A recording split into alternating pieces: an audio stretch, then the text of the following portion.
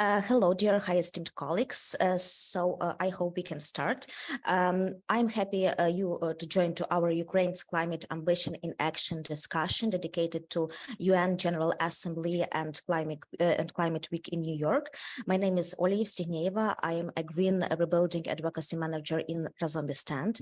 And actually, we believe that we have to record and state how Ukraine during the Russian full-scale military invasion fulfills its commitments in climate policy. We are sure that for many countries, it can serve as inspiration, because if we do not deviate from this path, then you have no reason to fall and to lag behind. Also, we consider that climate policy is an effective weapon against Russia's fossil fuels. So this is the only way for all of us. And as Juliana mentioned, we will be happy to voice your questions from the chat. So please do not hesitate to ask them. And today we have high-profile speakers. I am a big honored to introduce them. Unfortunately, Mrs. Hanna Zamazeva is currently in Washington with her visits to support Ukraine, but we have honor to meet Mr. Viktor Bilko. He is a deputy head of the State Energy Efficiency Agency of Ukraine, who will reveal to us the climate ambitions of Ukraine on the way to energy efficiency and the development of renewable energy sources in accordance with the National Energy Efficiency Action Plan and also National Renewable Energy Action Plan, both documents for the period until 2030. Also, we are very glad to invite Mr. Roman Shakhmatenko, who is Energy and Environmental Portfolio Team Leader in UNDP Ukraine. Roman and his team actually supports these processes technically and advise to the Ukrainian government a lot on it. Also, we are very happy to meet Svetlana Romanko, who is founder and director of Razombestand, the organization who actually leads and hosts this event. She also has led the world climate fight against the Russia fossil fuels since the beginning of the invasion. Now she is in New York, and we will and will share maybe some insights from the field. Also today with us, Mr. Nazar Holod. He is Ukraine country coordinator for the Net Zero World Initiative Pacific Northwest National Laboratory. That is one of the United States Departments of Energy national laboratories managed by the Department of Energies. And I am very excited to see what kind of support he provides with his team to the Ukrainian government during the National Energy and Climate Plan development. And also, we are very happy to invite Mr. Max Gruenig. He is a senior policy advisor, Washington office of E3G think tank, and he will reveal for us key changes in the US and EU climate policy and how Ukraine can use them to start its own green transition and reindustrialization. Hi to all one more time, and I am passing floor to Mr. Viktor Bilko, who is deputy head of the State Energy Efficiency Agency of Ukraine. Please. Greetings, dear participants. It is a great pleasure to be here on the discussion dedicated to the UN General Assembly. As the SAI head, Anna Zamazeva, is now in the US. Our goal is to develop the international cooperation to support Ukrainian energy efficiency, renewables, and decarbonization reforms. Only this can provide energy security and sustainability. It is clear that fossil fuels are Russians' weapon in this war. While Ukraine is guarantor of world food security and exports grain, Russia provokes the world energy and climate crisis, financing the war in Ukraine with the profit from the export of fossil fuels. But Europe has its weapon to counter Russian aggression. It is climate policy together with massive energy efficiency and renewable projects. Ukraine also uses European experience. Despite the war, Ukraine is moving toward energy independence and climate neutrality. It's our firm choice. The State Agency on Energy Efficiency of Ukraine is the main energy manager of the country. We are responsible for cross-sectoral energy efficiency, alternative fuels, and decarbonization policies. Today, we have the National Energy Efficiency Action Plan until 2030. It sets a national energy efficiency goal of reducing primary energy consumption by 22.3% and final energy consumption by 17%. Ukraine's recently adopted energy strategy until 2050 has even more ambitious goals. We support the goals with appropriate measures.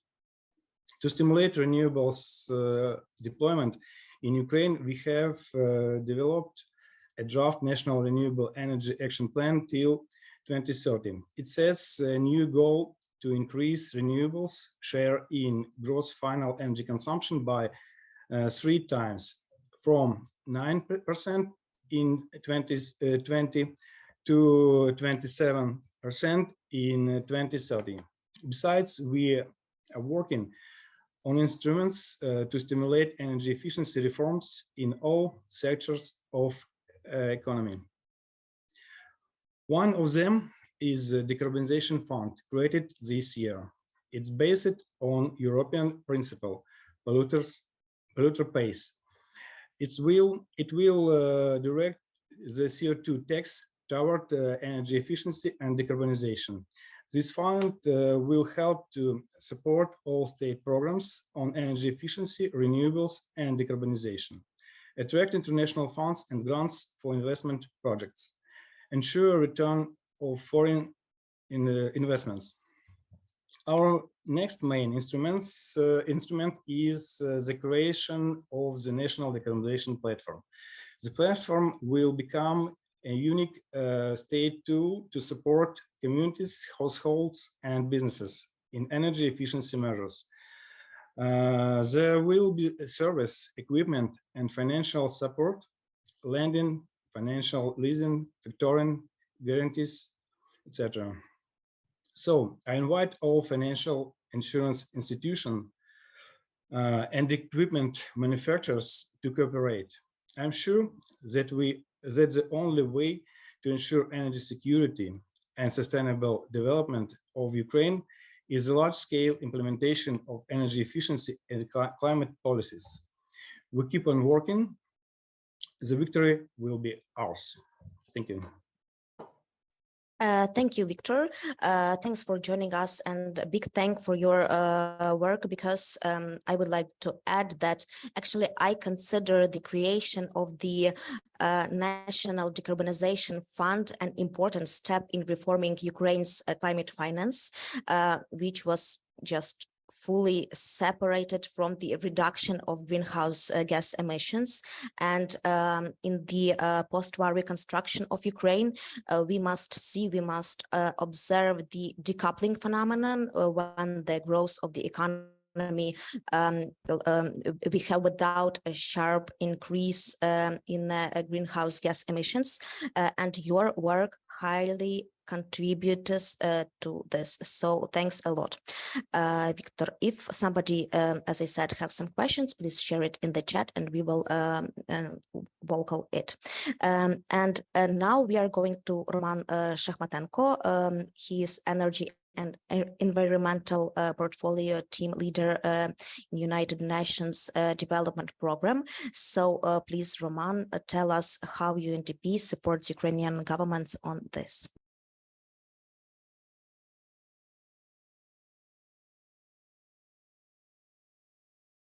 Sorry, can you turn off your... Yes. Yeah, sorry, I forgot to unmute myself. But as I was saying, that first of all, it's a great pleasure to see everyone here today, to be here today. I'm very grateful to Razom We Stand, for organizing and helping facilitating this event today. This is very much important, especially in the upcoming events of the COP and of course the climate ambition.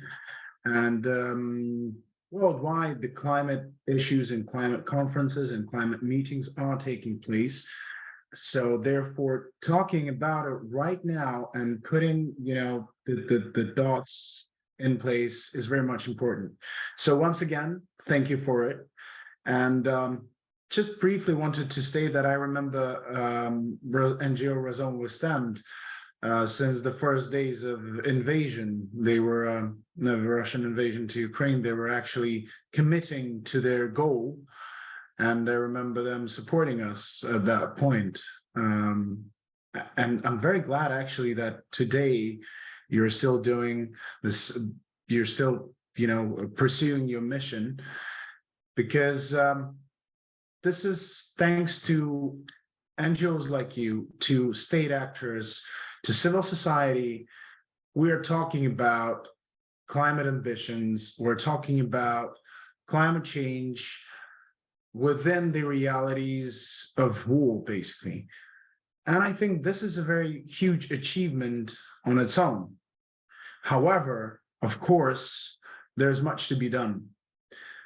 We believe that the vast amount of challenges that have been presented to Ukraine due to the full-scale invasion actually present also, how dramatic it wouldn't sound, opportunity to rebuild in a better way, or as we say, build back better. But this, of course, inclines the green transition. This, of course, inclines climate mitigation, adoption, and of course, climate neutrality in the end of this long, let's say, path. International community, Ukrainian citizens are expecting quite a lot from our government in their actions concerning the climate change and the reconstruction at the same time. Because we have to understand that we in UNDP don't see those things as separate ones. This is an overarching principle which has to go through each activity of a government, of a society, while taking the activities, while doing it, while building your plans. We should be looking at a long-term goals of climate neutrality, adaptation, and mitigation. But and for the past years, I believe that Ukraine did quite a lot. Well, of course, we can always compare, but Ukraine did quite a lot. I mean, the law on monitoring, verification of greenhouse gas emissions is very much valuable for the further architecture and system. And before the full-scale invasion, it was in place and it started working, and I was a witness to it working. Whether it could be perfected, of course, as most of things, but it is very valuable on its own. But now we are at that stage where we need to take another huge step, which is crucial for further development of Ukraine's economy, of Ukraine's plans, and relations with international partners and IFIs of Ukraine, including me, is to enact climate law. So now I would like briefly to describe what would we expect from the climate law, because we are actually assisting Ukrainian government in drafting that law. It's not only us, it's a multi-stakeholder ambition. Many organizations are doing that because the task is not easy, and we are looking at international partners. We are using the word, trying to encompass the experiences already gained, but we need to understand that we have to adopt them to the Ukraine's realities. So you cannot just, So from main kind of things we would love to see in the law, would be, well, first of all, we do understand that it's a framework law, so we need to set some frames, main frames, on a strategic level, high level strategic level. So we understand which strategy interrelates with another and which exact way. What are the main strategic goals? What are the main strategic documents? And how government should be approaching them. So the government and international partners are at the same page of what everyone's doing.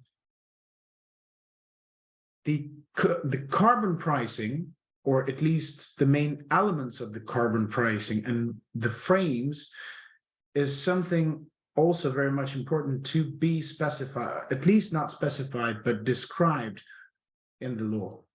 We need although we need to put in the incentives, the carbon pricing should be there as well.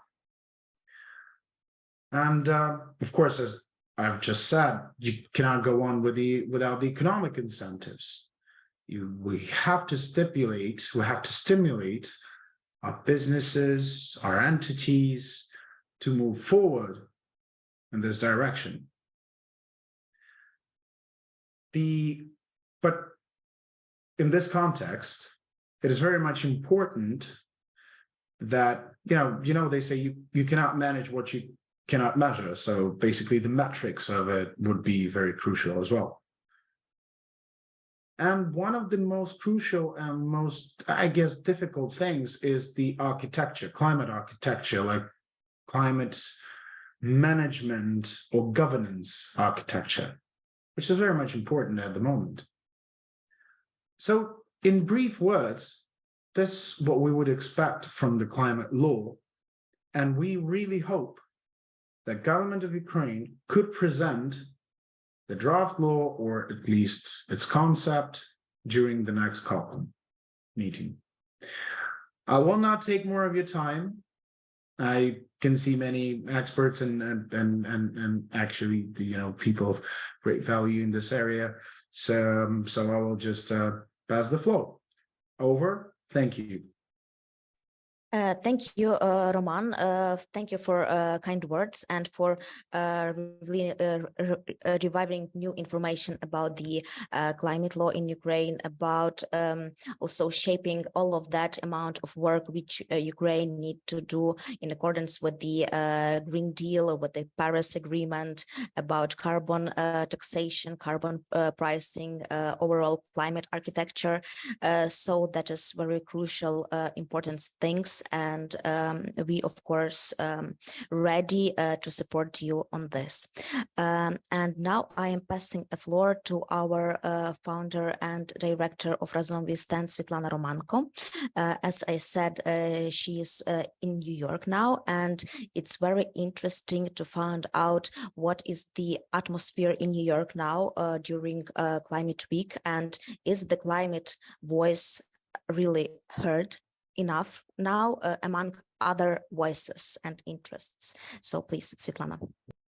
Yes, thank you so much, Olga, and everyone. I'm really pleased to attend our LinkedIn event about the climate ambition of Ukraine, which I'm really proud to be discussing, because we all realize that our country is being attacked by Russian Federation over a year and a half already, and we are showing up as incredibly resilient and determined nation. And one of our determination lies ahead of a clean and renewable energy future.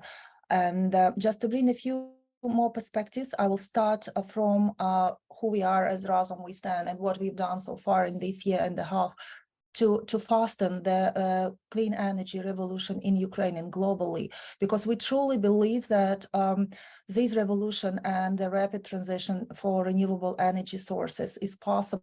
And that is a thing that we must do to safeguard our future, not just for those who are now fighting for our independence on the front lines, but also to everyone else and to the next generations. We must preserve the better conditions, and we must understand what has led us to this state, and particularly it was our own dependence on Russian fossil fuels, but to a larger scale it was a global addiction to fossil fuels that led Russia under Putin to launch a legal war against us. And Razum We Stand has been organized as an organization that had a significant impact while running the Stand With Ukraine campaign to cut financial flows to Putin and Russia's fossil fuels last year, and to escalate a clean energy revolution in Ukraine and globally, and rebuilding Ukraine on completely renewable energy sources that could become a global showcase and a global success for renewable energy transition across the world countries, and help other countries to liberate from dictatorships that have been led and fed by fossil fuels, exactly as the war in Ukraine is fed by Russian fossil fuel industry and the profits that they achieve for selling their fossil fuels abroad.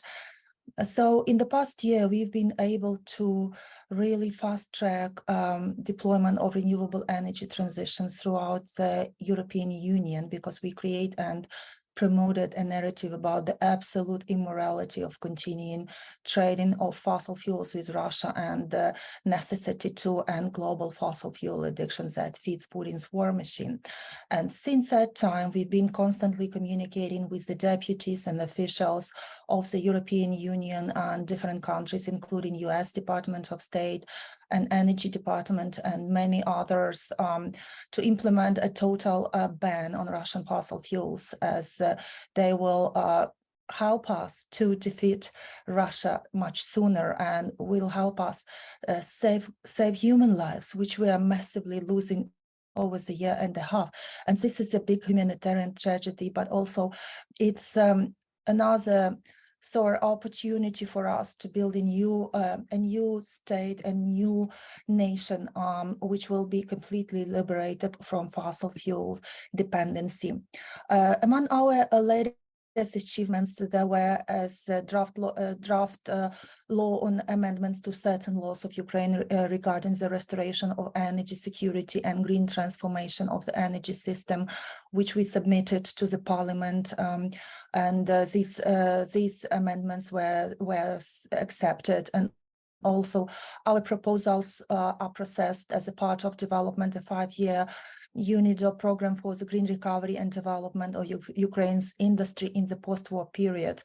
And our latest proposals to Ukraine facility made with our partners, Bankwatch and EcoAction, have been considered by the EU Parliament, which means the 50 billion of public funds that have been assigned to help Ukraine to rebuild after the war ashes, and from the war ashes will be used effectively on the partnership principle and on the on climate-friendly principles as well. And the most recently, we released our own research, strategic deployment of renewable energy in Ukraine, investing in energy security, with our brilliant staff on the high-profile event organized by them in London before the Green Recovery Conference that has gathered together a lot of decision makers, including from the governments, businesses, and civil society. And we are very proud that this report has been groundbreaking on enrolling renewable energy potential in Ukraine. And just to highlight the ambition, the scale of ambition we have, yes, we do understand. We read all the scenarios that has been published in Ukraine and broadly, including our partners' scenarios, especially Institute of National Forecast and Economy, and also a few others that set up the other way to rebuild Ukraine on renewable energies, and that we might be absolutely available to rebuild on renewables by 2050. But actually that's not our complete ambition. We want to be more ambitious than that. And now we are looking for developing our own concept which will help us to set up the framework in partnerships with a few think tanks. This work is underway. That will help us over the next 5 to 10 years, lead the complete replacement of coal generation and hugely reducing consumption of fossil gas, and run a comprehensive transformation of the energy system towards renewable energies. So basically what we want to do, we want to develop specific plans how Ukraine can rebuild at maximum renewable energy potential by 2030, which could be also aligned with our national energy and climate plan, which has to be developed by our government in the nearest future. And of course, the civil society must be a part of this ambition, and climate ambitions that must be put under this framework have to include not restoring or rebuilding all coal destroyed or damaged as a result of Russian aggression against us, coal power units, and also hugely reducing gas, and not green lighting gas as a transition fuel, because fossil gas, including LNG gas, is not a sustainable transition fuel, and we must understand this, and this must be reflected in our state documents as well. The next question, just speaking from New York and speaking from what is happening over here, of course, people power is the main driving force of these negotiations, and public money, public and private investments. And I've been a part of a few mass rallies that have been run by Americans and those who actually are here to visit and participate in climate talks against first of all, the president of the United States, but also other governmental officials that are here for today's important climate ambitious summit. They will be deciding on our future on climate ambitions on a very high levels. But I just want to bring a few key facts that we were trying to voice as a civil society on the streets of New York. First, that the public money should work for public good, but not for subsidizing the fossil fuel industry, because just recently International Monetary Fund has released a report that public subsidies to fossil fuels amounted to $7 trillion of US dollars equivalent in the past year, in 2022. And this is actually a huge number. It means 30 million US dollars every minute goes to fossil fuel subsidies, and people are not happy about that, including, and I must say that including us in Ukraine, because if we will go back into our the Soviet past and the situation which we had just before the war, yes, we also were hugely dependent on Russian fossil fuels, but also we were subsidizing, our government was subsidizing coal and also gas. And the numbers were as follows: 751 million euros Ukraine spent on supporting the coal industry in 2018-2019. And there were 4 billion hryvnias put into the budget draft for 2021 to support the coal industry, which was actually not capable of surviving by themselves. And now I have to say that these coal capacities are mostly located on the seized eastern Ukrainian territories. And unfortunately, there is another issue to deal with. It's illegal exports of coal, which is mainly made through Turkey. And Turkey is main buyer of illegal coal imported from seized and occupied territories.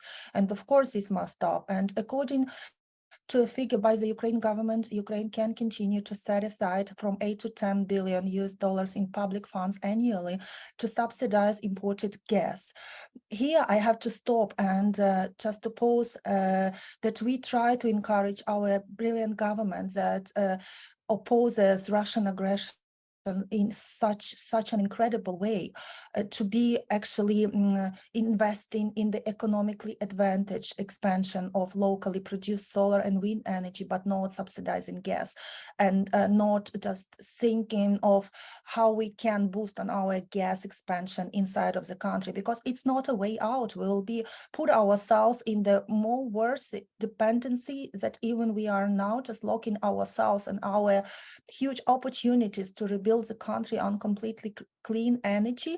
Just we will be going back to this their future, to this their past, and it does not make any sense in spending, especially and in attracting investments, including public and private investments that are going to fund Ukrainian rebuilding. Just to bring an important point that BlackRock, as a main US asset holder, which was actually just recently criticized, and Wall Street was completely occupied by movements here in the US, just saying that enough is enough, and enough is spending public money and steering private investments into fossil fuels. We had enough of that. And I call on us in Ukraine to be extremely cautious, because because BlackRock and the like will be running a Ukrainian reconstruction bank, which will be responsible for investments that will be coming into Ukraine. And also I would like to bring, so we must end those subsidies, and for a green rebuilding of Ukraine, it's necessarily and essential to stop subsidizing, crediting and investing in fossil fuels in the nearest future. And of course, Ukraine reconstruction can be an essential part of the European Green Deal. And what we are trying to do with Razom We Stand, we try to become a good candidate, like to push for reforms, to support those reforms from civil society, with our comments, with our public campaigns, and try to get them aligned with the European Green Deal plans, because the huge money will be coming to fund these European Green Deal goals, especially about $2 trillion of US dollars investment under the Next Generation EU Recovery Plan, and also the Ukraine facility plan, which I currently mentioned. This is financial aid of 50 billion euros to rebuild Ukraine from 24 to 27. And we must make sure that all legal prerequisites for this transition are being set, aligned, and that we have a law on climate, as Roman mentioned. It's actually really essential. And also, we would like to bring another point to about the green jobs, and also climate neutrality, so-called framework. Until 2050, we must be rebuilding Ukraine. We must already forget what fossil fuels are including in Ukraine, and we also must oil and fossil fuel imports must be completely replaced with local Ukrainian clean energy sources. And as I said, Ukraine must become a global showcase of a rapid clean energy transition. And today, in the coming years, Ukraine needs to build out its clean energy infrastructure, as well as create high-paying jobs for its people. And it provides a huge opportunities for us to increase our economic potential and provide decent conditions for our citizens who will be coming back home after being fled due to the war in Ukraine, and for the soldiers that we will return after we defeat Russia and defeat Putin. So there are much better social conditions and social justice that must be imposed under the legislation. And we are quite hopeful that we will be able to bring this into the agenda of our government as well. And just bringing another political level of why I'm here in New York, and probably ending with that we all see the impact of climate change this year being the hottest on record, and this is a fight for survival for many, and that's why there are quite huge tensions between the civil society and high-profile political decision makers here in New York, because we don't want empty talks anymore. We want effective legislation, and we want to see how the clean energy transition is being actually implemented, not just discussed. And I am meeting with partners and decision makers to build up a strong response to dirty and deadly expansion of fossil fuels, and significant steps to stop potentially deadly sprawl of Russia's gas extraction in the Arctic were taken by the US last week, and new sanctions targeting Russian liquefied natural gas infrastructure. And here I come to the main point, which I would like to end with. We as Ukrainians are very much committed to rebuild on renewable energy, because everyone, I guess, understands that Russian oil and gas is killing our nation and our compatriots over the year and a half already. This is and actually fossil fuels fund dictatorship regimes and extensive military apparatus to wage the war against any country potentially. And this is so deeply frustrating that Ukraine has become the country that has been attacked at the first and foremost by Russia and fossil fuels, but we are also pioneering the way out of this, and the sanctioning Russian fossil fuel industry is the main step to end the war against Ukraine, just by drawing financial sources against of Russia and Putin. And this must happen, and this will help us to win the war effectively. But the existing sanctions are being weak and imposed very slowly, and it led Russia to receive surplus in their profits over the last year. And it's deeply sad that political decision makers are so slow to imposing embargoes, and we now will have to pressure more on completely isolating Russian fossil fuels from the markets, especially from the markets of the third countries, and closing all loopholes in sanctions that were currently existing. And for that purpose, I'm also here, and we try to get EU as well on banning Russian LNG gas, which makes a lot which really brings a lot of profit to Russia to continue waging the war. And this is why we must oppose with the climate policies in response to Russian terror, and also in Ukraine. And we all dream and act so the war will we will win the war, and the Ukraine will show the wonders of post-war reconstruction based on renewable energy sources. And we have potential both in renewables, in research. We have human potential, and this is only a turn for decision makers to say their word and say their word. And of course, climate ambition in Ukraine must not be affected by the war action. Thank you so much, and I am happy to take any questions. Thank you, Svetlana, for your highlighting this crucial, important things, and for your immovable fighting position with the Russian fossil fuel expansion, and now with the LNG expansion, which is like a new stage of fossil fuel world distribution. And want that this position is Razom We Stand into your position, Razom We Stand team, and also Svetlana Romanko. And I want also to know that where there is a lot of diplomacy, sometimes there is a lack of sincerity, and this is a main mission and function of NGO and Razom We Stand, just to talk truth in a directly manner, and like call a spade and make a reality check. So thank you, Svetlana, for doing this in a so flawless manner. And I think that we can move forward to our next speaker. Actually, that is the most comprehensive presentation of this panel discussion. Dear Nazar, please tell us if you have a possibility to share a screen with your presentation on the Net Zero World Initiative in Ukraine. Thank you, Oля. Do you see my screen?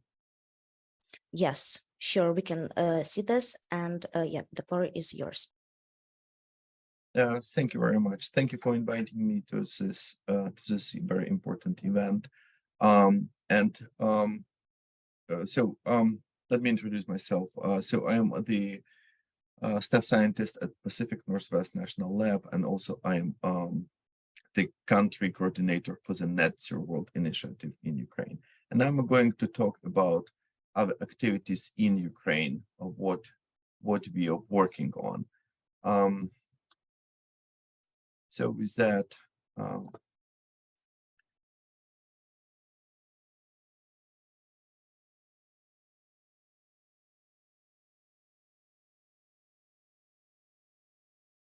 okay, so let me maybe say a few words about Net Zero World.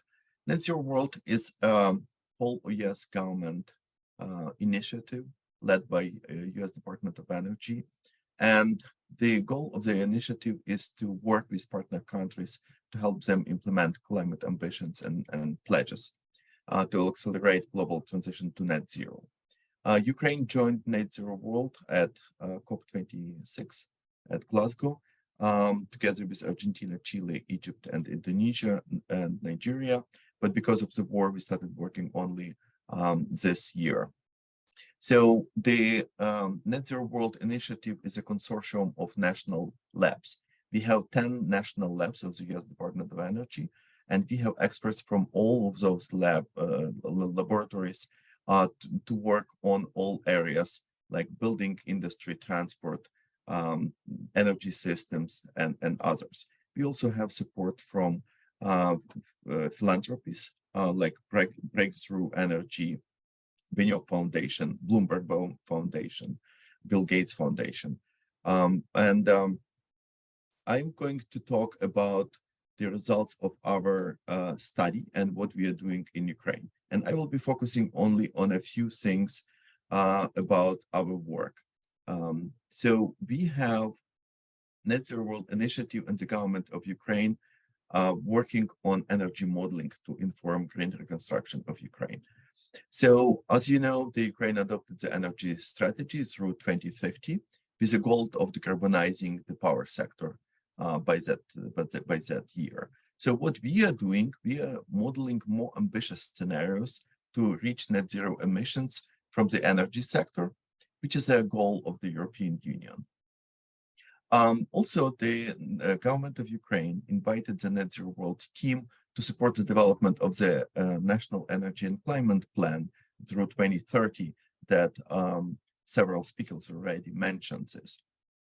So we are working with many ministries in Ukraine, with Ministry of Energy, Environment, Infrastructure, Economy, and we are working with other partners. There's the Institute for Economics and Forecasting of the National Academy of Science and the Dixie Group.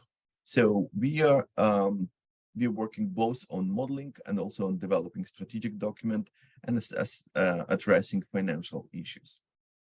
So our key message that we want to make, the key point is the energy security and decarbonization are not conflicting goals. It is complementary goals and they reinforce each other. So I'm going to give you some glimpses of our modelings that will be presented very soon. So I maybe will show a couple of key figures that show our vision for energy transitions in Ukraine. First of all, let's see at the primary energy supply. We are modeling several scenarios. One is reference of business as usual with post-war assumptions about socioeconomic indicators like population or GDP and structure of the economy. And then we have net zero scenario when show our pathway to net zero emissions by 2050. We start with the primary energy supply just to show the structure of different fuels that will be used in the future. In the reference scenario, we have the structure of fuels is about the same. So basically, if we do not change anything, so we will still use a lot of gas, coal, and the growth of renewables will be very slow. In the net zero scenario, it means that we need to support transition to modern low carbon fuels and electrification. So in this case, share of coal and natural gas decreases, while share of wind, solar, and biofuels substantial increases. And the share of nuclear energy is about the same. Please note that it's a preliminary results, so please do not cite. We will release our official final version very soon, and I will talk about timeline a little bit later. If you look at the next slide, so it is electricity consumption, right? So we understand that Ukraine will need to electrify basically all sectors. And for that, we'll need to have a lot of electricity. And so as a result, we look at the electricity mix, how we can get this electricity. So in net zero scenario, we have that we are phasing out coal by 2035. and we are facing natural gas from the energy system. The share of nuclear remains about the same, but if you can see, the wind, biofuels, solar are growing very substantial. Wind will be probably the most important source of electricity. Natural gas and biogas should be equipped with carbon capture and storage system, or CCS, and just to get negative emissions, not only kind of to reduce emissions from the power sector, but also to go negative. When we look at the structure of the GHG emissions, what we have in the sectors, so we see that it will be very difficult to decarbonize industry. Industry probably even in 2050 will have some remaining emissions, but at the same time we can get negative emissions from electricity and heat sectors. So that would be to offset emissions from industry, maybe remaining emissions from the supply sector, to some extent from transportation. Electricity and heat production should generate actually negative emissions, which means that we will need to absorb emissions with the help of CCS system or direct air capture system. So if you look at this, we understand that Ukraine will need a lot of investment for this, for this energy transition. So we also assessed total investment needs. So you see that with net zero world, we would need to to have substantial investments. So cumulative investments in net zero scenario are about 50% higher than in the reference scenario. But this upfront cost, so this investment in hardware, right? But when we look at the additional, at the total system cost, which means that it is not only investment in hardware, it also cost of fuel, it is cost of labor, it is maintenance.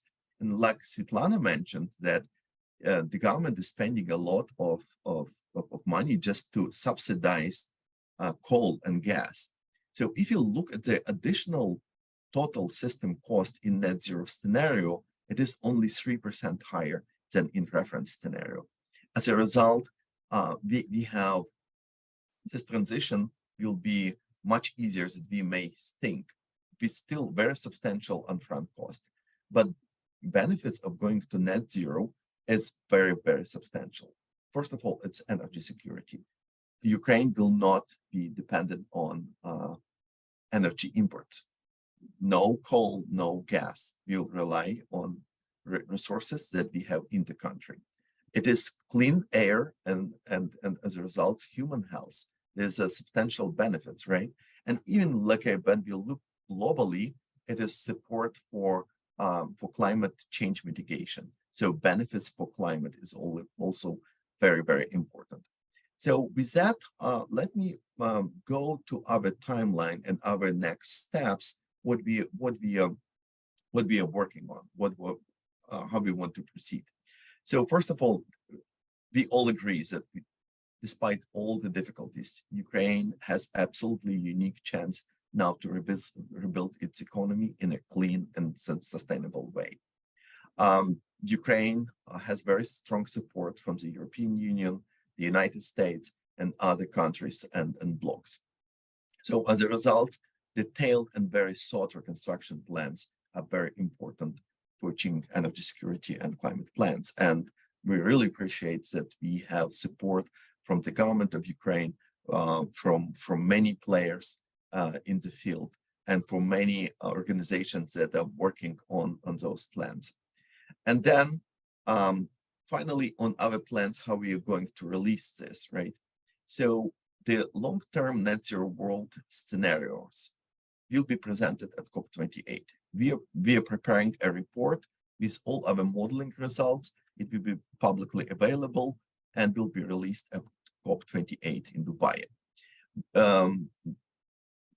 The Net Zero World team here from all national labs, together with the Institute for economics and forecasting are also modeling scenarios for the National Energy and Climate Plan. And we're working very close with the Dixie Group and with all ministries in the government of Ukraine. So we have preliminary plans to release the National Energy and Climate Plan scenario, and it's the same event at COP28.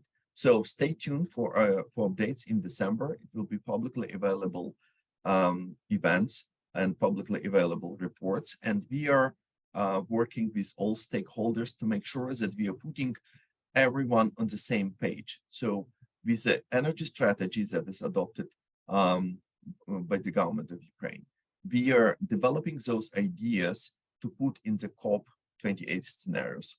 And then we are focusing on short-term actions that should be taken for the achieving of goals of the NECP.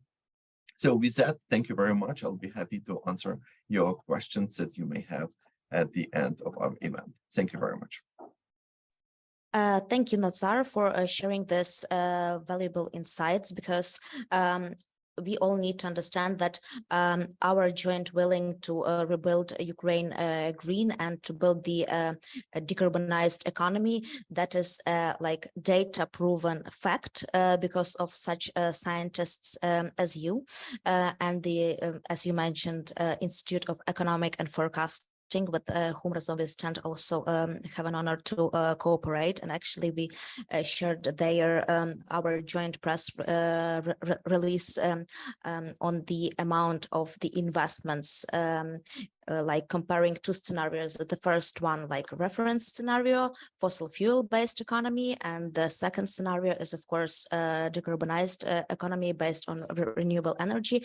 And I consider that is very valuable insight, that the second scenario needs only 5% investments more, but it will have like much more benefits. It will help Ukraine to eliminate its dependence on the fossil fuel imports. Also, this transition will decrease deadly emissions of ash dust from the coal-fueled power plants. And actually, all of that environmental issues like have a direct correlation and corresponds with the morbidity and mortality.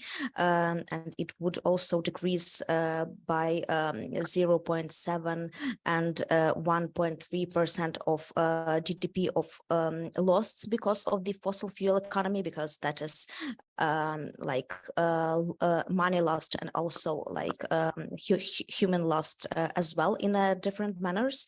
So thank you, Nazar, for highlighting this, and we are also will be happy to support in your activities with the Ukrainian government too. And now I want to do some kind of break for questions, because we have some. So the first question is, I will read it full. So I am deeply aware. Yep. Olga, I'm very sorry. I will have to jump out. I'm very sorry. Yeah, unfortunately, I warned you that I will have to jump out. Just a quick one. Before I jump out, I would like to point out that, Nazar, thank you so much for this very interesting research. I mean, we would love to cooperate on this one as well, because we have provided the energy damage assessment for the previous year and part of this year, basically. So we have estimated also the necessary amount of investments to restructure and renovate and rebuild the energy infrastructure, well, in a better way. So we could actually, I think, cooperate in this one and talk about this. Maybe we could find a common ground and could be mutually beneficial in this area. Thank you very much once again for the organization of this one. I really have to jump out, so I'll see you next time and have a great time. Thank you. Yes. Bye. Thanks. Be safe. Bye. Thank you. So now Okay, so I think that we need just to finish with all of our speakers and then jump out to the our questions from the chat. So our next speaker is Mr. Max Gruning. So dear Max, please share with us some key changes in the US and European Union climate policy and how Ukraine can use them to start its own green reindustrialization, because the latest CREA report findings tell us that the growth of solar and wind electricity, which is produced in European countries, led to shift the fossil gas in a huge amount, like comparable consumptions by 18 terawatt hours. And that is an equivalent of 54% from the total import of fossil gas from Russia. So, and including with the LNG. So I think that is very important also to talk about the world climate ambition. And please, the floor is yours. Well, thank you, Olga, and thank you everybody for these very, very insightful contributions. So, of course, the first thing we need to see, okay, we have energy sector decarbonization, and then you can do with the importing solar panels, importing wind turbines, importing battery technology, etc.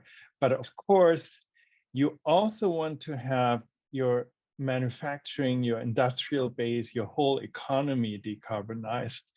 And that's of course not impossible. That's actually something very good, because you can create a lot of jobs and value added locally.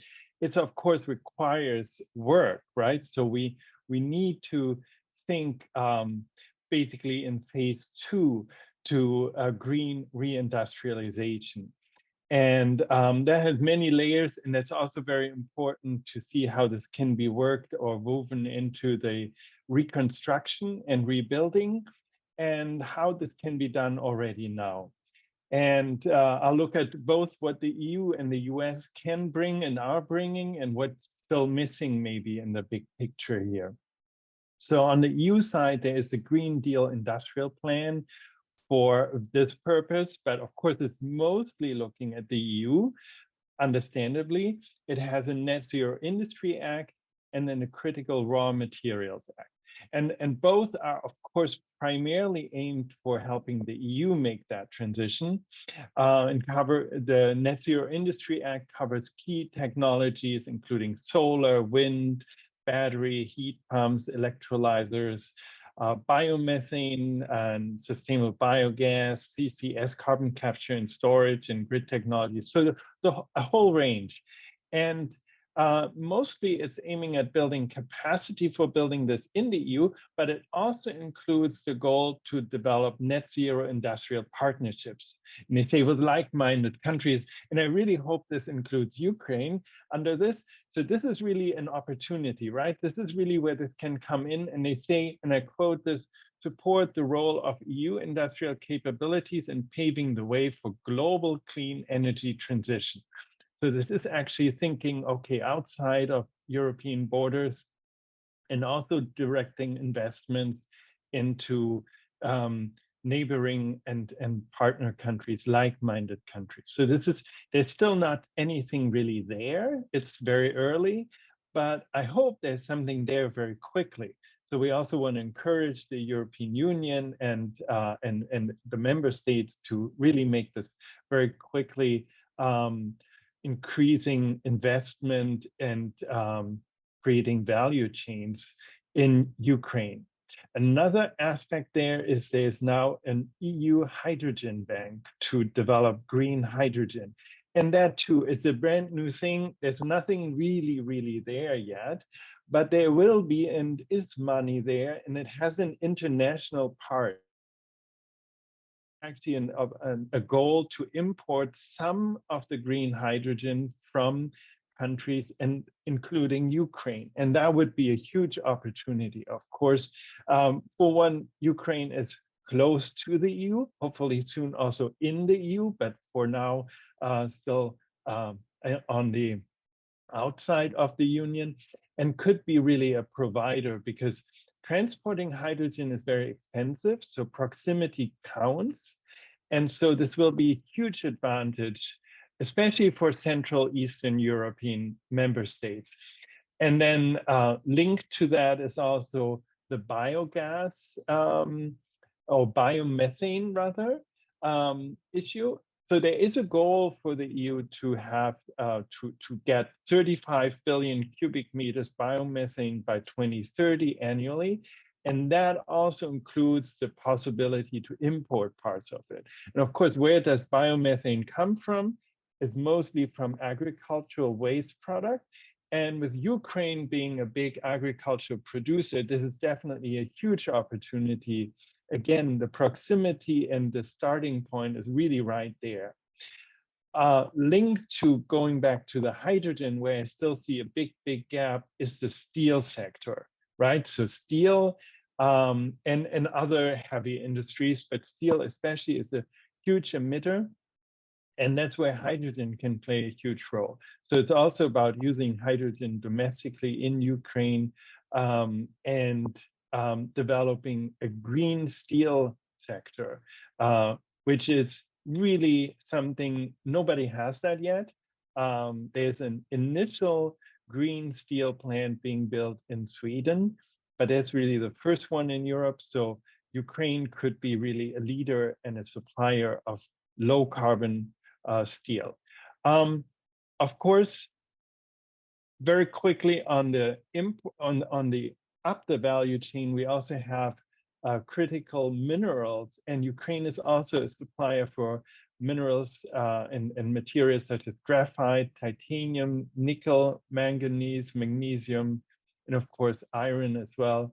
And that's also something where Ukraine is really important. And the EU is also, I mentioned already, they have a Critical Materials Act, and that also includes the new partnerships they want to develop and a Critical Raw Materials Club they want to develop. And all these would be very much openers or connection points for Ukraine as well. Of course, we also have areas where EU and US can or are working together through the European Bank for Reconstruction and Development, and they have the Ukraine co-investment platform. So far, it's not really targeted for green reindustrialization, but this could be done. So it's still early, and I hope we can still tweak it a little bit.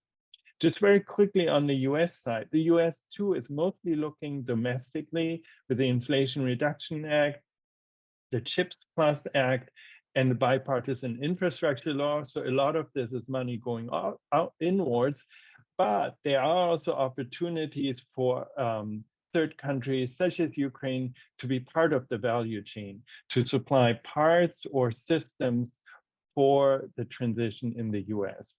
There is also direct support coming through, for example, the US International Development Finance Corporation, which is aiming to climate align its portfolio. It's still struggling, to be blunt, but they're trying. And they want to have a higher share of climate aligned funding, which would definitely also benefit the reconstruction in Ukraine. Related are also funds that are smaller from the Millennium Challenge Corporation, but also important is the role of the Export-Import Bank, which provides export guarantees. Now it's from the US to Ukraine, but they could sell, for example, machinery and equipment for manufacturing from the US to Ukraine to develop a clean tech ecosystem in Ukraine. So this is still all opportunities. Of course, the US too is very active on the mineral side, and they initiate the Mineral Security Partnership. And that's also an interesting vehicle because there is a fund attached to it, and the fund funds priority projects. So that would be also another an interesting opportunity for creating a clean tech value chain in Ukraine. That was just a my contribution, and yeah, happy to answer additional questions. Thank you.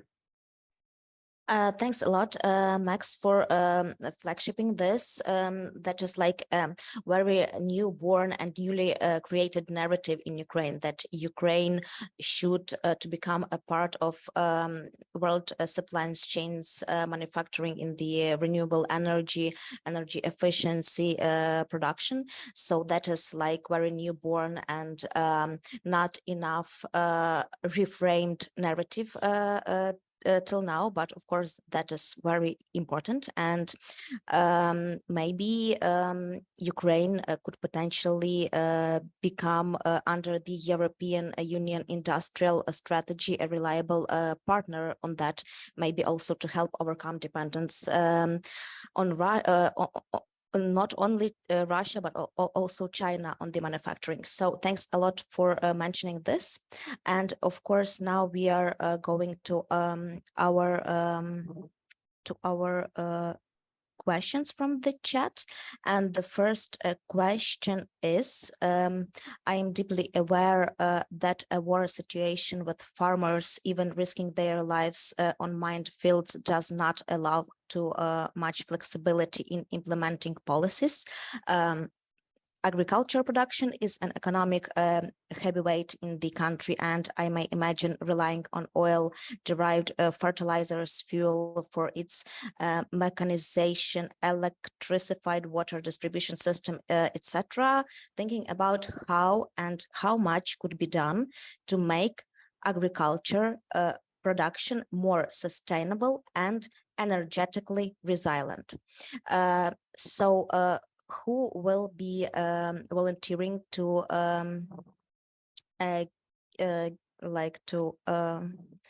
provide an answer to this? So maybe Max or Nazar.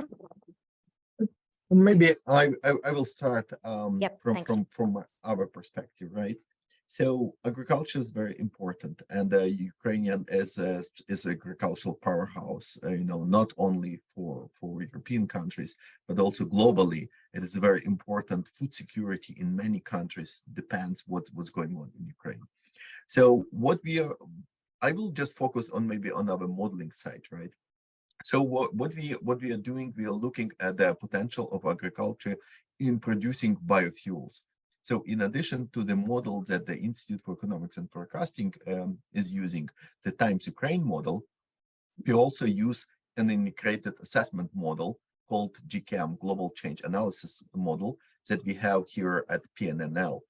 And so we are assessing not only impact on an energy system, but also on land use and water consumption, just kind of to look at the integrated what's going on in Ukraine in all areas. So as a result, we are looking how bioenergy production can be used to support domestic needs in electricity and heat production. So with that, I think this is our role in modeling, and we believe that agriculture can provide a substantial input to or be a very substantial factor in providing energy security in Ukraine. And also, we know that all troubles with exports that Ukraine is facing now. So as a result, maybe Ukraine can switch to a deeper production of final products in Ukraine, and also to use is for domestic domestic purposes. You know that Ukraine is providing a lot of food globally, but if these problems with exports will continue, some Ukrainian producers may switch to production of bioethanol. That would be a contribution to energy security on Ukraine, but of course we should understand also negative consequences for the world.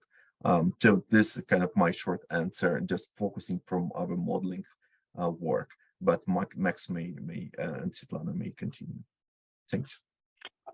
Yeah, thank you. To just add very briefly, I mean, two things. One, Ukraine was and is also producer for organic agricultural exports, particularly into the EU. So this is also something which is interesting because, of course, these are higher value products, or you can make more money on them. And it's also a growing market. And then related, looking even further with the accession into the EU, there's, of course, the European Union is redoing their own farm and land use regulation, and aiming for a net zero, but even carbon neutrality of the whole sector. And no, carbon negative, so long-term negative greenhouse gas impact of the agriculture and forestry sector. And this is, of course, so looking towards that, aiming for joining the EU, you have to get on the track at least, right? Nobody is there. Nobody has fully decarbonized their agriculture sector, but getting into the right direction is the first best step. And then I presume that this will then also be coupled with additional funding for helping the transition from the European side. So this is definitely very important to think, not even long term, that's medium term, helping you more towards the 2030s. I'm optimistic here. I don't think we have to wait that long. But yeah, also global markets, very important, and to also important to maintain, of course, the level of production, because it's an important factor, both for revenue for Ukraine, but also for world food production. That's from my side. Okay, thanks. Thanks a lot. I would only add something that thanks, Max, for your optimism. We are fully share it. And I think that this question gives us a very strong argument why we need communicate to our international partners that the only way is to liberate the entire territory of Ukraine with all the Black Sea coast, because there we have the most significant potential of wind offshore generation. And as we know that wind offshore generation is the most suitable renewable energy source for hydrogen production, green ammonia, so on and so forth. And to the second question, dear speakers, what is your opinion on last announcement that Ukraine has to be and is close to become gas hub of Europe? Maybe Svetlana first. Yes, I can step in. Gas, I believe not fossil gas was meant under this description. It was hydrogen, which also can be a different color. As we know, there are many hydrogen colors based on what fuel is used to produce the hydrogen. But in this regard, we are speaking about the green hydrogen, which is produced on renewable energy sources, which are generated from absolutely, as I said, clean capacities. But this is a huge question for Ukraine, yes, and this is a huge question globally because it's a new type of a fuel which potentially might boost the clean energy transition significantly, in Ukraine included, and provide us another important add us a value of our exports and bring us closer to the European Union full membership. But at the same time, there are a few raised concerns, including from African countries and other countries, that hydrogen is not that just fuel, even a green hydrogen, when you just use it in a colonial manner, and if the country is only used to produce the huge amounts of hydrogen and export it. So this is another point to be careful and think of how we actually eliminate the colonialization, both to countries that are still under development and those countries that will need to be rebuilt as Ukraine, because we are classified as, I don't know where we are currently in economic World Bank classification, but I believe it too outdated, which says that we are a developed country, basically global north, but in fact we are not. We have to be treated as a countries that are mostly affected by climate change and of course the fossil fuel degradation, and be aligned with the countries that are still developing their potential. And I believe that the just framework and execution of all documents that are underlying the basis of European Green Deal would be essential for developing a green hydrogen and exporting it. And the last point that, yes, we have very much developed gas pipeline infrastructure, which meant to be used for transporting a green hydrogen after some infrastructure reparations work, which of course is time consuming, resource consuming. But I just want to remind ourselves that there is a long way ahead of us, because the hydrogen only within the EU Green Deal, there is a plan to transport it up to 500 kilometers by 2030, which is quite a far, which what we have from now. New technology has to be developed, and this explains why hydrogen is being now treated as not clearly proven technology. So that's why I would like to end with that. But of course, we will need to explore this potential, but no to fossil gas. This is paramount, which we must understand. I also believe that the statement is a little bit misleading. Ukraine wants to be an energy hub for Europe, right? And here we believe that we are talking mostly about electricity. So as you know, that before the beginning of the war, Ukraine had synchronized its power sector with electricity grid with the European in the framework of NSOE. And before the war, Ukraine actually exported a lot of electricity to Europe and helped Europe to substitute Russian gas. So that when the attacks started on the Ukrainian energy infrastructure in last October, it was not only about Ukraine, it was also about Europe, kind of to prevent Europe moving away from Russian gas. So Ukraine, with a huge potential in renewable energy resources, with very strong nuclear industry, is able to be a supplier of electricity to Europe. Even before the war, the energy mix in Ukraine was cleaner than in Europe in general. Basically, CO2 emissions on a unit of electricity were lower in Ukraine than in Europe in general. So as a result, we can be supplier of a green electricity to Europe in the future. Thank you. Thanks a lot. Also, I will add that it would be great if Ukraine will become a green biomethane gas hub to Europe, because this year, in the beginning of this year, Ukraine with European Union signed a memorandum on the renewable gases. So I share thoughts of Svetlana Romanko that actually in our report we stated a thesis that Ukraine have a potentially an opportunity to replace like a third of European Union eternal demand of biomethane, because we are a huge agriculture country. So it would be great if we become a biomethane or renewable gas hub of Europe. So the third question is, and this one is to Svetlana. Do you feel that the horror of this absurd war might help mobilizing the citizens will in striving and cooperate to accelerate a real energy change transition?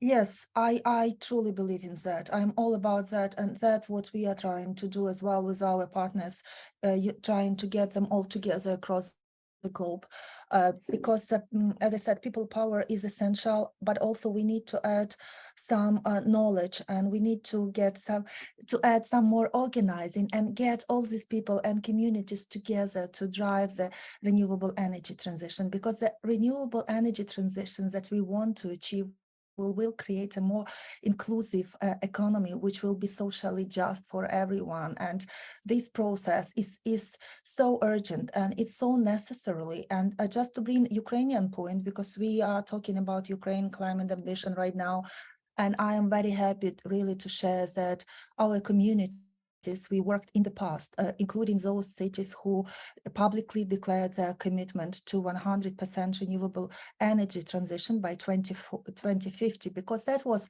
a scale of ambition back to 2018, where this commission was made, are highly pursuing, are highly moving towards those ambitions, as Zhytomyr, as Vinnytsia, as Chortkiev, as other cities, and Slavutic, and we are incredibly proud of them, because even under the toughest war conditions and missile and drone attacks, they did not lose their focus on getting their cities and citizens into renewable paths. And this is huge. This is a huge inspiration to me.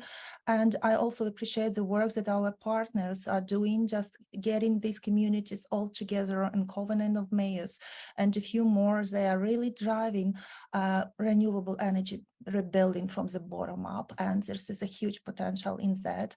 And we just would like to invite everyone, because we believe that for change, everyone is needed and everyone is very much invited in a different ways. But actually, essentially, what the last point to end with, please just attend all our events that will be following this LinkedIn event. We will have a green finance event with brilliant speakers in mid-October. In mid-October, we will present our research. It's very unique, done with Society and Environment Research think tank in Ukraine, about the potential of green jobs, where we will reveal of how many green jobs will be initially created in Ukraine in the process of green transition. Please follow our announcements and stay connected. Thank you so much. Thank you, Svetlana. And I need to address you the next question, because it's very similar. How can civil society push more effectively for the end of fossil fuel subsidies by the Ukrainian government?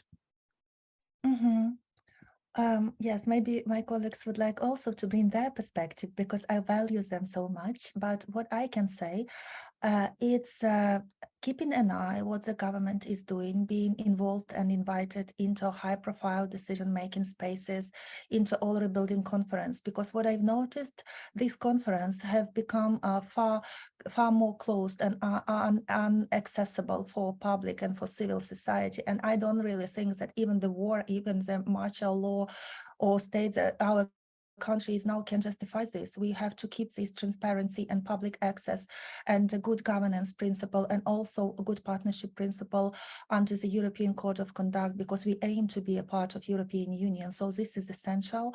But also we all can do something. We can sign the letter, we can sign the petition, and we can receive additional information. And we currently also released a manifesto for a new Ukraine, which consists of a few steps.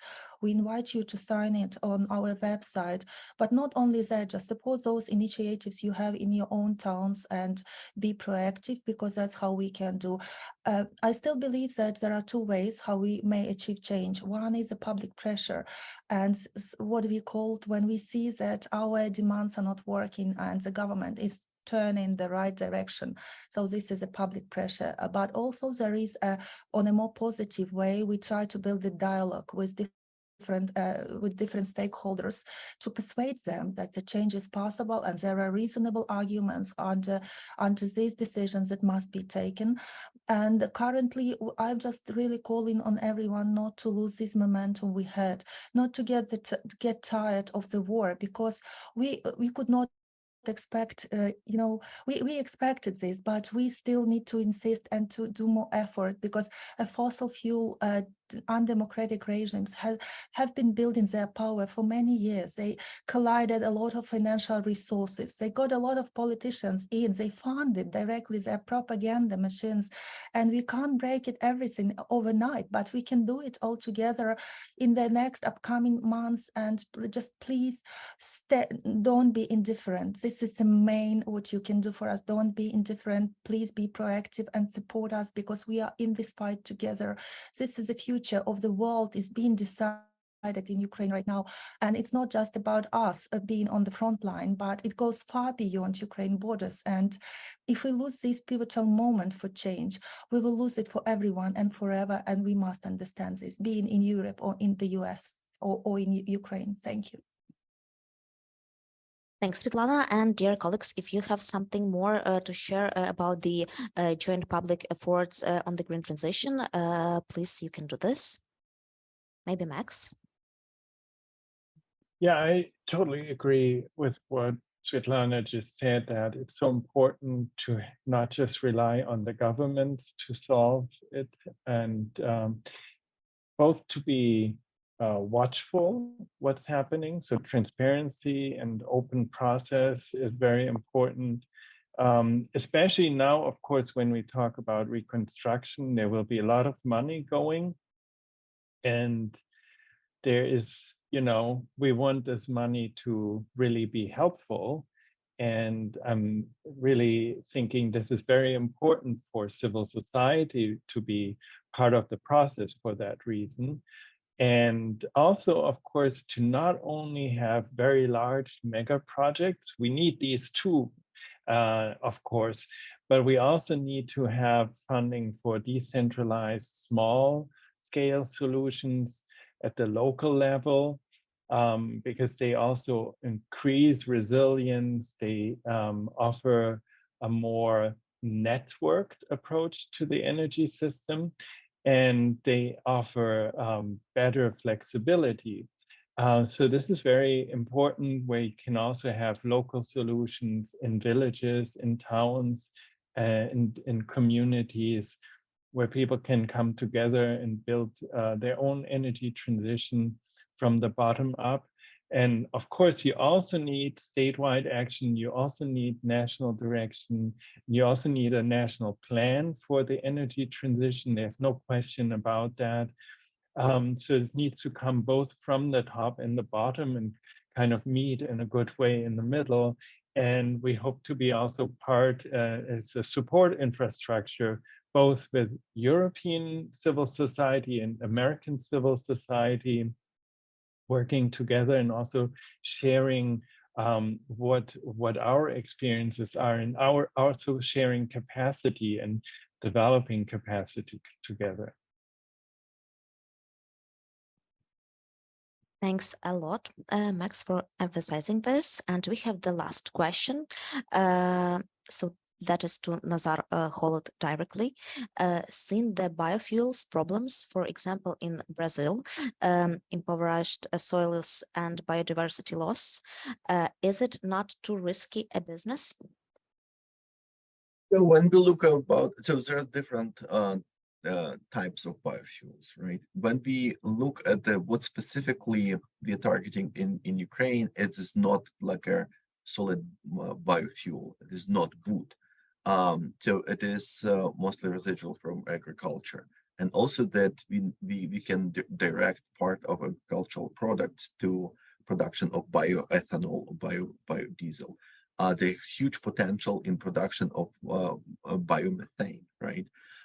So this is not a risk for agriculture. Currently, Ukraine is at very early stages of developing its agricultural potential for energy, but we believe that with proper investment and best available technologies, Ukraine will be able to produce a very substantial part of cover its energy needs with from agriculture. We also kind of understand that from the climate perspective, bioenergy is not carbon neutral. It still produces a lot of emissions, and especially when we talk about particle emissions. So we should be careful with this approach as well. So at this stages, we just believe that energy security would be a very important driving factors.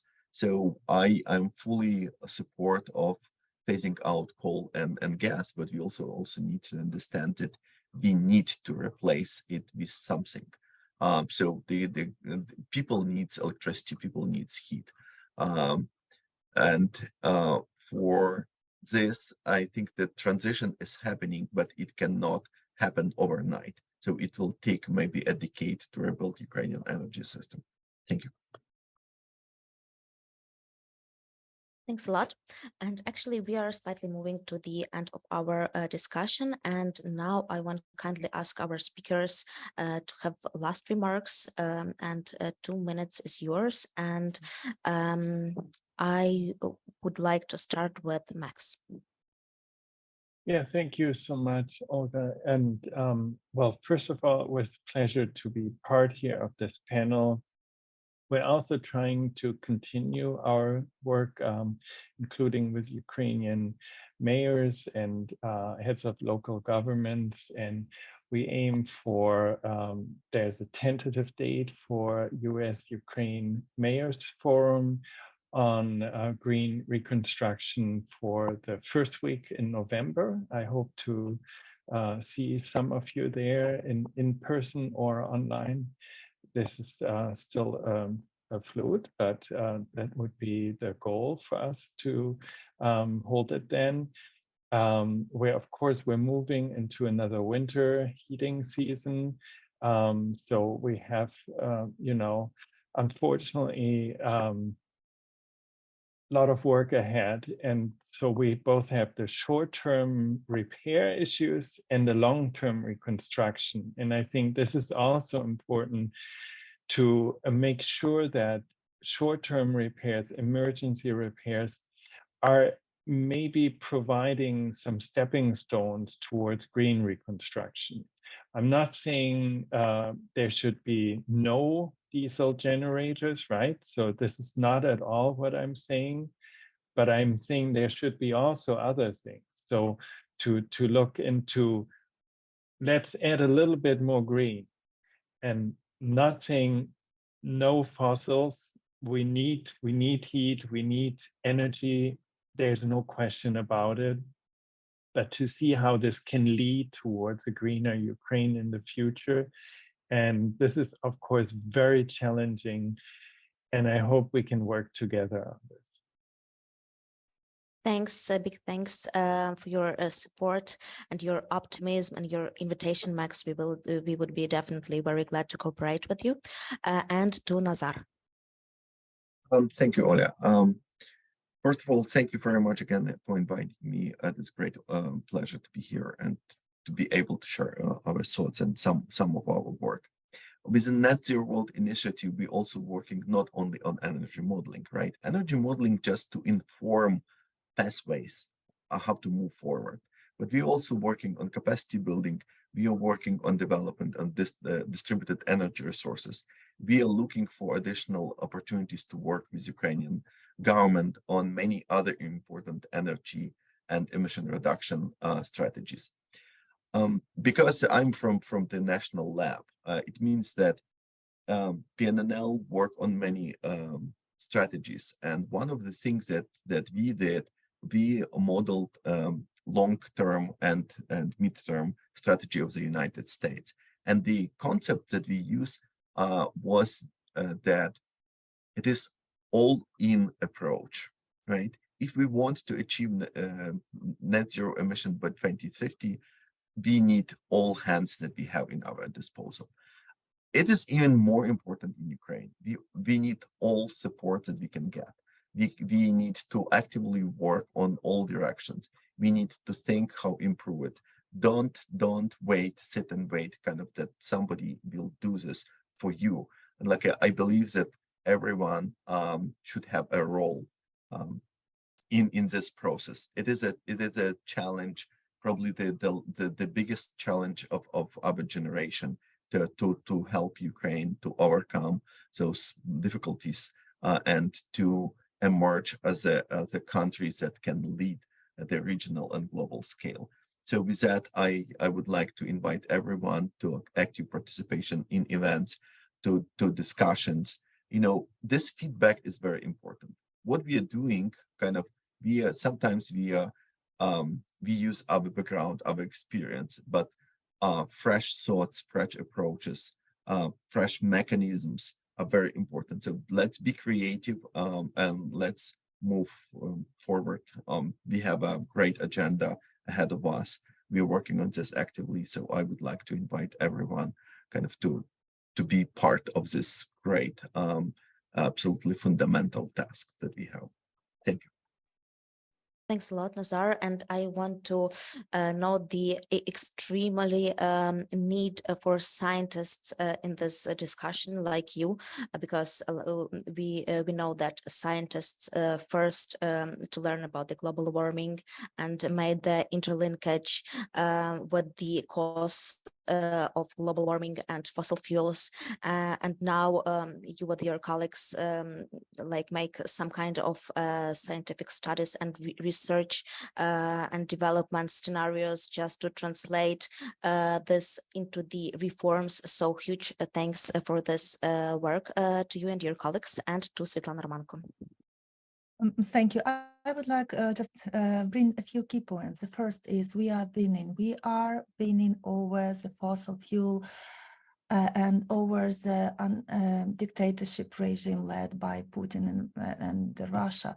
And I truly believe we will win this war over the fossil fuels and over Russian dictatorship as well, and eliminate other dictatorships built on the blood and fossil fuels across the world. Second, more effort must be put in that, and the money is a key. And basically public and private money, which are still flowing to fossil fuels in a huge scale, we've mentioned this today, must be diverted into renewable energy, which is now cheaper. And we have a high hope for the European Union being pioneering, not only getting rid of their dependency on Russian fossil fuels, namely fossil gas, in the nearest future, because they still consume a huge amount of Russian LNG, and this must stop. But they hold the key to the better future for everyone with increased climate ambition and with using public funds. I'll just bring one number. EBRD, Institution Development Bank, still funds midstream and downstream gas, and this must not be a point for them in their climate agenda. I just only named one example, but there are more. So we must be careful how these money are being used, and we must demand from governments to find a better use for public investment, but also for private to big asset holders, managers, and financial institutions. And so far we speak about Ukraine and US connections, and the majority of funding for Russian fossil fuel infrastructure has been provided by wealthy asset managers from the US, including Wall Street and BlackRock and all of them. So this must also stop. We see the key for ending Russian fossil fuel power globally with fully embargoing their fossil fuels and keeping them in the ground. And this process is successfully started within the US, and US must also sanction all other ways to export LNG fossil fuels and close these loopholes in sanctions, because this is also key to success when we dry up the Putin war machine from the funds available. And the last point is about the renewable energy transition. This is already happening, and to be aware, this huge transformation normally takes about 100 years to switch to another energy model. I would like to highlight that we are highly succeeding that. We just need to put more effort. And European Union has reduced the burning fossil fuel for the energy production by 17%. And this is huge. So the reduction is happening. More policies are needed in the nearest future to drive this transition, and we must be a part of these policies. Thank you. Big thanks, Svetlana, for your outstanding leadership in the worldwide fighting for the green transition, and also against the Russian fossil fuel expansion. And thanks to all listeners. Actually, that is the end of our discussion, but not the end of our great work ahead. It was a big honor for me to lead this discussion, and I believe that very important things were said here, and that put the responsibility on each of us to build a green future for our children. And these goals and Ukrainian climate commitments and worldwide climate commitments, they are not only inspiring, but also challenging, and leave us with a lot of work ahead. Also, huge thanks to our listeners for participating in this event. I want like to say a small announcement that, of course, as Svetlana said previously, that we will have in mid-October and till the end of this year some more events on the financing of the renewable energy sources, also development of wind jobs in Ukraine. It's very like corresponding to what Max said to us today, and also maybe possibly in the carbon taxation. So we have much more to present and to discuss with you, and please be with us, because we rely on your support to make it together green transition in Ukraine, and which will like guarantee the global energy security and justice. So thanks a lot again. Thanks a lot to our speakers. Stay tuned, and everyone have a safe evening and be safe.